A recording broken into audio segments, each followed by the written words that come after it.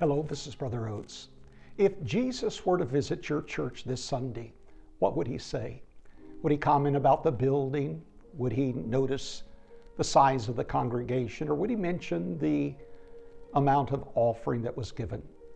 No one's opinion about the church is any more important than the Lord of the church, who is called the head of the church. Ephesians chapter 5 and verse number 23, for the husband is the head of the wife, even as Christ is the head of the church. Colossians chapter 1 and verse number 18, and he is the head of the body, the church.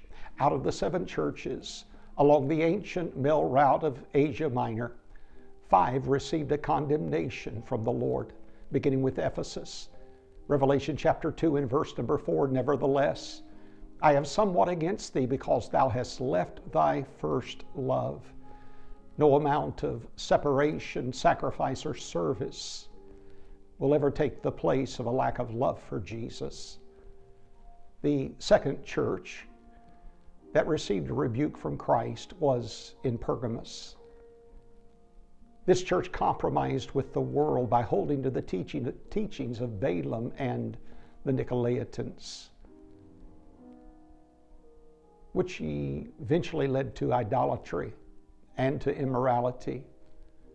Though this church was willing to die for the faith, they soon discovered that that was no substitute for living for the faith. The third church, Thyatira, tolerated sin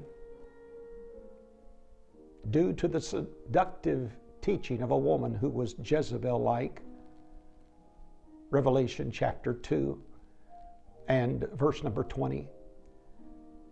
By the time you get to the church at Sardis, this is what Jesus said about it in Revelation chapter 3 and verse number 1. Thou hast a name that thou livest and art dead. It was a dead church. Finally, the church of Laodicea is described in Revelation chapter 3 and verse number 16 as lukewarm, neither cold nor hot. In fact, a church that made the Lord sick. Satan's tactics have not changed in how he works in a church over the past 2,000 years.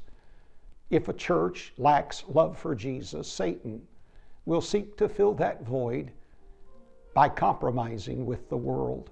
If a church would compromise with the world, they soon will tolerate the sin of the world. And by tolerating the sin of the world, they soon will find themselves dead, living on a reputation and not a relationship with Christ, until finally they're lukewarm.